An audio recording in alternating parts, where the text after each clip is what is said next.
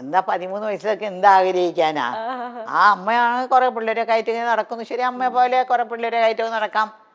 അങ്ങനെയെന്നൊരു അവസാനത്തെ ആഗ്രഹം അതായിരുന്നു. അപ്പോഴേക്കും പിടിച്ച് സിനിമയിൽ കൊണ്ട് ഇട്ടു എന്നെ. സിനിമയില് ഇപ്പം എൻട്രി എങ്ങനെയായിരുന്നു അമ്മയുടെ? ആ ഒരു സ്റ്റോറി പറയാമോ? ഇപ്പം അമ്മേനെ ആദ്യമായിട്ട് തമിഴ് മൂവിയിൽ അതെ, തമിഴിലാണ് അഭിനയിച്ചത്. അപ്പൊ ഞാൻ പറഞ്ഞല്ലേ, ഞങ്ങളുടെ വീട്ടിലൊരു ഒരു ഇച്ചിരി പ്രശ്നങ്ങളൊക്കെ വന്നപ്പോൾ അപ്പോൾ അവിടെ SS രാജേന്ദ്രൻ എന്നൊരു വലിയ നടനുണ്ട്. അങ്ങേരുടെ ഭാര്യയാണ് വിജയകുമാരി. അവർ രണ്ടുപേരും കൂടി കോയമ്പത്തൂരിൽ ഒരു കോയമ്പത്തൂർ ഐ മീൻ ഊട്ടിയിൽ ഒരു ഷോന് വന്നിരുന്നവർ. അതെ, അവരുടെ നാടകം, വലിയ വലിയ നാടകങ്ങളൊക്കെ നടത്തും. നാടകം എന്ന് പറഞ്ഞാൽ വലിയ ഹ്യൂജ് ഇതിലാണ്, ഇത് ചെറിയ ഇങ്ങനെയല്ല, വലിയ പരിപാടിയാണിത്. ആ നാടകം നടത്താനായിട്ട് അവർ അവിടെ ഊട്ടിയിൽ വന്നിരുന്നു. ഊട്ടിയിലായിരുന്നു ഞങ്ങൾ താമസിച്ചത്. അപ്പോൾ ഊട്ടിയിൽ വന്നപ്പോൾ ഞാനും അമ്മയെല്ലാം കൂടി കാണാൻ പോയി. അപ്പം അങ്ങേർക്ക് SS രാജേന്ദ്രൻ്റെ 2 ഭാര്യമാരാണ്. ആദ്യത്തെ ഭാര്യ പങ്കുചെന്ന് പറയുന്നത് മലയാളിയാണ്. രണ്ടാമത്തത് വന്ന് തമിഴാണ്, വിജയകുമാരി എന്ന്. അപ്പോൾ ആ വിജയകുമാരിയും SSRാണ് നാടകത്തിൽ അഭിനയിക്കുന്നത്. ആദ്യത്തെ ഭാര്യ ചുമ്മാ കുറേ പിള്ളേരായിട്ടൊക്കെ വന്നിരിക്കുന്നു. അപ്പോൾ ആദ്യത്തെ അമ്മയും ഞാനും കൂടെ നാടകം കാണാൻ പോയിരുന്നു. അപ്പോൾ അച്ഛൻ സുഖമില്ലാതെ കിടപ്പാണ്, അത് കാരണം അച്ഛൻ അടിക്കില്ല. അപ്പോൾ ഞങ്ങൾ നാടകം കാണാനും എല്ലാം കൂടി അമ്മയും കുറച്ച് പേരെല്ലാം കൂടി പോയിരുന്നു നാടകം കാണാനായിട്ട്. അപ്പോൾ നാടകത്തിൻ്റെ ഇടയ്ക്ക് വന്ന് ഇൻ്റർവ്യൂലൊക്കെ വിടില്ലേ, അപ്പോൾ അമ്മയും ഞാനും കൂടി പുറകെ ആ മേക്കപ്പ് റൂമൊക്കെ ഉള്ള സ്ഥലത്ത് അവിടെ എന്നെ കൊണ്ടുപോയി. അവിടെ കൊണ്ടുപോയിട്ട് അപ്പോൾ അവിടുത്തെ മലയാളിയാണെന്ന് പറഞ്ഞു ആദ്യത്തെ ഭാര്യ പങ്കജവല്ലി. അപ്പോൾ അങ്ങേരോട് അമ്മ പറഞ്ഞു, അമ്മയോട് പറഞ്ഞു, ഇങ്ങനെ എൻ്റെ മോളാണ്, ഇപ്പോൾ ഞങ്ങൾക്ക് കുറച്ച് പ്രശ്നങ്ങൾ. അമ്മ അവർ അങ്ങോട്ടും ഇങ്ങോട്ടും സംസാരിച്ചപ്പോൾ ഇവർ രണ്ടുപേരും ഒരേ നാട്ടുകാരാണ്, ഒരേ സ്ഥലത്തുള്ള ആൾക്കാരാണ്. അപ്പോൾ വളരെ അടുത്തവർ. അപ്പോൾ അമ്മ പറഞ്ഞു, ഞങ്ങൾക്ക് പ്രശ്നങ്ങളാണ്, ഈ കൊച്ചേ ഉള്ളോ, ഇതിനെ അഭിനയിക്കാൻ വിടുന്നുണ്ട് എനിക്ക് എന്നൊക്കെ പറഞ്ഞു. അപ്പോൾ വീട്ടിലൊക്കെ ഞാൻ ചുമ്മാ ഒക്കെ ഇങ്ങനെ പാട്ടൊക്കെ പാടി ഡാൻസൊക്കെ ചുമ്മാ അതൊക്കെ ചെയ്യും, ഈ റേഡിയോയിലുള്ളത് കൊണ്ടല്ല. അപ്പോൾ അമ്മേൻ്റെ വിചാരം എനിക്ക് ഭയങ്കര ഇഷ്ടമെന്നാണ്. അപ്പോൾ അങ്ങനെ അവർ പറഞ്ഞു, അങ്ങനെയാണോ, അങ്ങനെയാണെങ്കിൽ ഞങ്ങൾ പോയിട്ട് ഞങ്ങൾ ഇങ്ങനെ അത് അവിടത്തേക്ക് വരാനായിട്ട്, ചെന്നൈയിലോട്ട് വരാനായിട്ട് പറയാമെന്ന് പറഞ്ഞിട്ട് അയച്ചിരുന്നു. അപ്പോൾ അവർ നാടകമെല്ലാം കഴിഞ്ഞിട്ട് പോയി. അവിടെ പോയിട്ട് ഒരാഴ്ചക്കകം ഞങ്ങൾക്ക് അവിടെ നിന്ന് ടിക്കറ്റും വരാനുള്ള ഡേറ്റും ഇന്ന സ്ഥലത്ത് വരണം എന്നൊക്കെ പറഞ്ഞ് അവർ വിളിച്ച് പറഞ്ഞ് ടിക്കറ്റൊക്കെ അയച്ചിരുന്നു. അങ്ങനെയാണ് ഞങ്ങൾ മെഡ്രാസിൽ, ഞാനും എൻ്റെ അമ്മയും മാത്രമായിട്ട് മെഡ്രാസിൽ വരുന്നത്. അപ്പോൾ ഞങ്ങളുടെ വീട്ടിൽ കുറേ പിള്ളേരുണ്ടല്ലോ, അമ്മ എൻ്റെ കൂടെ നിൽക്കാനൊക്കില്ല. അപ്പോൾ എന്നെ വന്ന് SS രാജേന്ദ്രൻ്റെ പങ്കജവല്ലി ചേച്ചിയുടെ അടുത്ത്, ആ അമ്മയുടെ അടുത്ത് എന്നെ വിട്ടിട്ട് കുറേ പിള്ളേരുടെ കൂടെ ഞാനൊരു കൊച്ചായിട്ട് അവിടെ നിന്നു. അപ്പോൾ അവർ ഒരു ഡ്രാമ അവരൊരു ഡ്രാമ. അപ്പോൾ അപ്പോഴേക്കും ഈ വിജയകുമാരി എന്ന് പറഞ്ഞ ഒരു പ്രഗ്നൻ്റ് ആയിരുന്നു. അപ്പോൾ അവർക്ക് അവരുടെ റോൾ അഭിനയിക്കാനായിട്ട്, ഹീറോയിൻ തന്നെയാണ്, അവരുടെ റോൾ അഭിനയിക്കാനായിട്ട് എന്നെ എല്ലാം കെച്ച് കെട്ടി 13 വയസ്സ് എത്ര വലുതുണ്ടാവും, വെച്ച് കെട്ടിയൊക്കെ ശരിയാക്കി. പക്ഷെ പൊക്കം ഉണ്ടായിരുന്നു, കാരണം ഞാൻ രക്ഷപ്പെട്ടു, ഇത്രയും തന്നെ പൊക്കം. അപ്പോൾ അങ്ങനെ നാടകത്തിൽ അഭിനയിച്ചു. റിഹേഴ്സലൊക്കെ കഴിഞ്ഞ് അവർ വീട്ടിൽ തന്നെ റിഹേഴ്സലൊക്കെ കഴിഞ്ഞ് അവർ ഒരു നാടകം, ഫസ്റ്റ് ഡ്രാമ. ഈ ഡ്രാമ കാണാനായിട്ട് MGRും അന്നത്തെ വലിയ ഡയറക്ടർ, ഇന്ന് മണിരത്നം എന്നൊക്കെ പറയുന്നില്ല, അന്നത്തെ വലിയ ഡയറക്ടറാണ് രാമണ്ണ എന്ന് പറയുന്ന ഒരാൾ, അങ്ങേരും കൂടിയെല്ലാം അവരാണ് പ്രസിദ്ധ ചെയ്തത്. നാടകത്തിന് വന്നിട്ട് ഇങ്ങനെ ഇരുന്ന് നാടകം കണ്ടപ്പോൾ MGRും അവരും പറഞ്ഞു, കോഴിപ്പെണ്ണി കൊള്ളാമല്ലോ, നമ്മുടെ പടത്തിൽ ഒരു ക്യാരക്ടർ ഉണ്ടല്ലോ, അതിന് ഇങ്ങനെ കൂടെ അഭിനയിക്കാനായിട്ട് പൊക്കുള്ളത് കാരണം നമുക്ക് ശരിയാക്കാമെന്ന് പറഞ്ഞു. അങ്ങനെയാണ് അവർ ഞങ്ങളോടെല്ലാം സംസാരിക്കുന്നത്. പിന്നെ സംസാരിക്കുന്നതൊക്കെ അവർക്കൊരു കമ്പനി ഉണ്ട്, SS രാജേന്ദ്രന് ഒരു സിനിമ കമ്പനിയുണ്ട്. ആ കമ്പനി ആ മാനേജറോടാണ് സംസാരിക്കുന്നത്. അപ്പോൾ അവിടെ സംസാരിച്ചപ്പോൾ എനിക്ക് 3 വർഷത്തിൻ്റെ കോൺട്രാക്റ്റ് കിട്ടും. 3 വർഷം പുറത്തുള്ള പടങ്ങളിലൊന്നും അഭിനയിക്കാൻ പാടില്ല, അവർ പറയുന്ന പടങ്ങളിലേ അഭിനയിക്കാൻ പാടുള്ളൂ. അങ്ങനെ അഭിനയിച്ചാലും പകുതി പണം അവർക്ക് കൊടുക്കണം പുറത്തുനിന്ന്. അപ്പം അവർ മുഖാന്തരം പോയത് കാരണം എനിക്ക് ഫസ്റ്റ് മൂവി തന്നെ 6000 റുപ്പീസ് ആ കാലത്ത് കിട്ടി. 6000 റുപ്പീസ് എന്നൊക്കെ പറഞ്ഞാൽ ഇന്നത്തെ വലിയൊരു തുകയാണ്. ഞാൻ തനിച്ചാ പോയെങ്കിൽ 600 രൂപ പോലും കിട്ടില്ലായിരുന്നു. അവർ വഴി പോയി ഒരു വലിയൊരു സെറ്റപ്പിൻ്റെ വഴി പോയത് കാരണം എനിക്ക് 6000 റുപ്പീസ് കിട്ടി. പിന്നെ ആ 3000 രൂപ ഉണ്ടല്ലോ എനിക്ക് കിട്ടേണ്ട, അവർ 3000 രൂപ എടുത്തു, എനിക്ക് 3000 രൂപ ഞങ്ങൾക്ക് അമ്മേടെ എനിക്കൊന്നും അറിയില്ല ഇതൊക്കെ. അമ്മയാണ് കഴുത്തിടുന്നത്. ഞാൻ മേജറല്ലല്ലോ, കഴുത്തിടുന്നു മേടിക്കുന്നു ഒക്കെ അമ്മയാണ്. അപ്പം ഞാൻ അമ്മയോട് ചോദിച്ചേ, എനിക്കൊരു ആഗ്രഹമുണ്ട്, എനിക്ക് എന്തെങ്കിലും എനിക്ക് തരണം, ഇത് ഇന്ന് എന്തെങ്കിലും തരണം എന്ന് പറഞ്ഞു. അമ്മ പറഞ്ഞു ശരിയെന്ന് പറഞ്ഞു. ഒരു 50 രൂപ എടുത്തു കൊടുത്തു, എനിക്ക് തന്നു. ഞാൻ ഉടനെ കടയ്ക്ക് പോയിട്ട് ഒരു ഗ്രേപ്പ് വാട്ടർ മേടിച്ചു. ഗ്രേപ്പ് വാട്ടർ എന്നറിയാമോ? ഈ പിള്ളേർക്കൊക്കെ വയറ്റുവേദനയൊക്കെ വന്നാൽ ഒരു മധുരമുള്ള സാധനം കുറച്ചായിട്ട് ഇങ്ങനെ കൊടുക്കും. ഒരു ചെറിയ ടീസ്പൂൺ, ഒരു 1/2 ടീസ്പൂൺ കൊടുക്കും. വയറ്റുവേദന വന്ന് പിള്ളേർ കരയുമ്പോഴേ, കൊച്ചു പിള്ളേർ. അപ്പോൾ ഞങ്ങളെ വീട്ടിൽ എപ്പോഴും ഗ്രേപ്പ് വാട്ടർ ഉണ്ടാവും. പക്ഷെ ഞങ്ങൾക്കെല്ലാം തരത്തില്ല, ഏറ്റവും അവസാനത്തെ കൊച്ചിനെ കിട്ടത്തുള്ളത്. അപ്പോൾ ഞാൻ ആ സ്പൂൺ എടുത്ത് നക്കി നോക്കുമ്പോൾ എന്തൊരു മധുരമാണെന്നൊക്കെ തോന്നുന്നു എനിക്ക്. ആദ്യമായിട്ട് എൻ്റെ കാശിൽ ഞാൻ മേടിച്ച ഒരു ഗ്രേപ്പ് വാട്ടർ ബോട്ടിലായിരുന്നു. എന്നിട്ട് ഇത്രയും വലിയൊരു ബോട്ടിൽ 50 രൂപയ്ക്ക് കിട്ടി. അത് എടുത്ത് ഇങ്ങ് കുടിച്ചു. ആരും പിള്ളേരൊക്കെ കണ്ടാൽ കിട്ടില്ലല്ലോ. ഒരു വാതിലിൻ്റെ പുറകെ പോയി നിന്ന് കുടിക്കുന്നത്.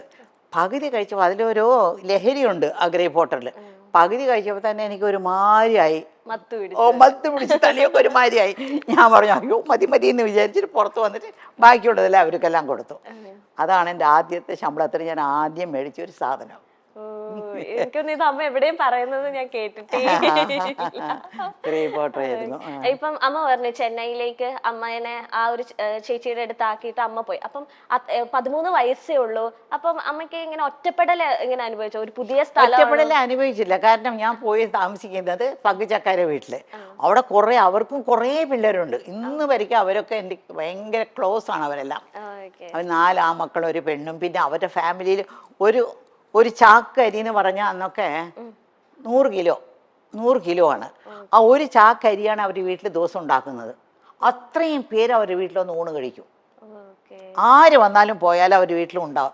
MGR പറഞ്ഞ് കേട്ടിട്ടില്ലേ? MGR വീട്ടിൽ ആര് പോയാലും ഊണ് കഴിച്ചിട്ടേ വിടുള്ളൂ. അതുപോലെ SS രാജേന്ദ്രൻ്റെ വീട്ടിൽ ആര് പോയാലും അവർ ഊണ് കഴിച്ചിട്ടേ പോകാവൂ. ഒരു ചാക്കരി. അപ്പം എത്ര പേരുണ്ടാവണം? അത് കാരണം ഒറ്റപ്പെടലേ ഇല്ല എനിക്ക്. കളിച്ചും ചിരിച്ചൊക്കെ അങ്ങനെ നടക്കും. അതിനിടയ്ക്കാണ് ഈ പാസം പടത്തിന് പോയി. അങ്ങനെ പോയപ്പോൾ പിന്നെ അപ്പോഴാണ് പാസത്തിൻ്റെ ഇത് ആദ്യത്തെ ദിവസം ആ നാടകത്തിലൊന്ന് ആലോചിച്ച് നോക്ക്. ആദ്യത്തെ നാടകത്തിൽ തന്നെ എനിക്ക് MGRൻ്റെ പടം കിട്ടി. അപ്പോൾ MGR ഷൂട്ടിംഗ് ആണ്. വാഹിനി വിജയ എന്ന് പറഞ്ഞ വലിയ സ്റ്റുഡിയോ ഉണ്ട് അവിടെ ആ സ്റ്റുഡിയോയിലാണ് ഷൂട്ടിംഗ് നടക്കുന്നത്. അപ്പോൾ ഷൂട്ടിംഗ് നടക്കുമ്പോൾ ഞാൻ ആദ്യത്തെ ഷൂട്ടിംഗ് തന്നെ ഞാൻ വന്ന് വിളമ്പും, ചോറിങ്ങനെ വിളമ്പും. അതിൻ്റെ കാര്യം മറന്നുപോയി. അതായത് ആ ആദ്യത്തെ ഷൂട്ടിങ്ങിൽ തന്നെ അത് 2 ഭാഷയിലെടുക്കുന്നത്, തെലുങ്കിലും തമിഴിലും.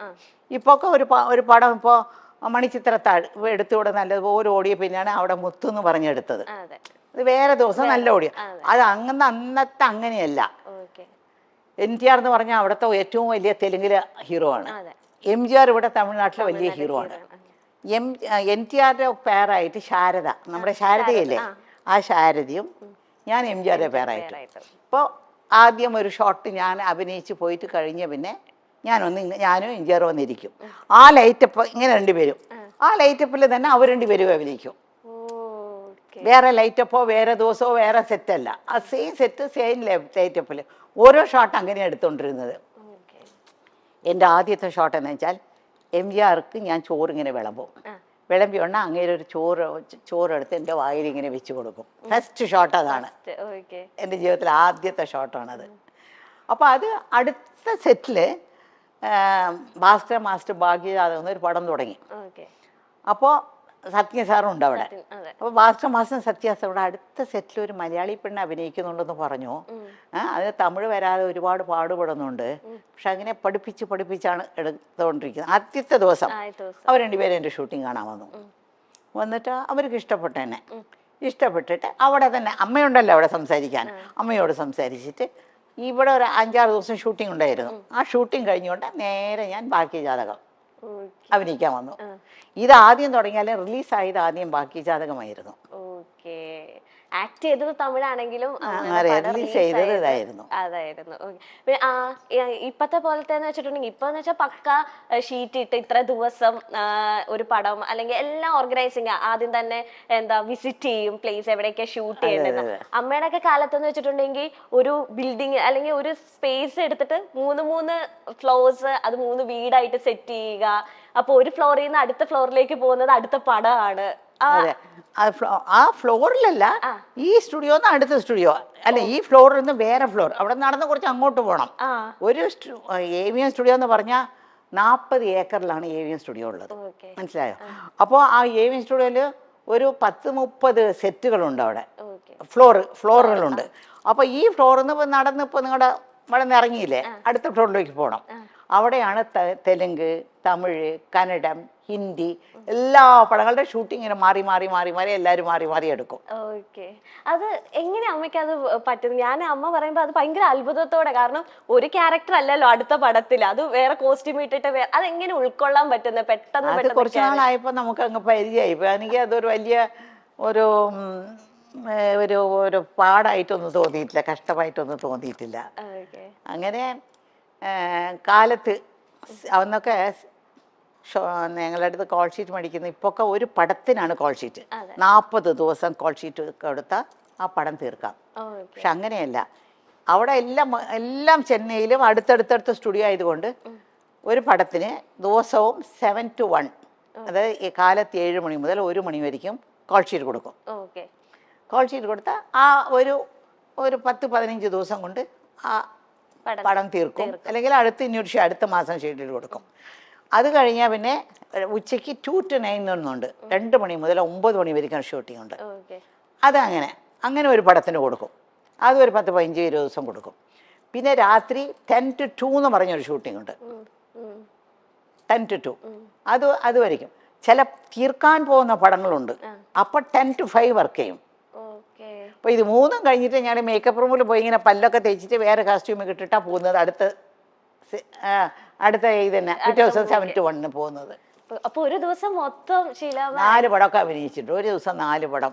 ഇപ്പൊ രാവിലെ നോക്കിയാ ഷീലാമ്മ, ഞങ്ങൾ അന്ന് നസീർ സാറിന്റെ നായികയായി കാണുമ്പോഴും ഇപ്പൊ കെന്ന ഷോയിൽ വന്നിരിക്കുമ്പോഴും സൗന്ദര്യത്തിന്റെ കാര്യത്തിൽ ഷീലാമ്മയെ കടത്തിവെട്ടാൻ ഇവിടുത്തെ ഒരു നായിക നടിക്കും സാധിക്കില്ല.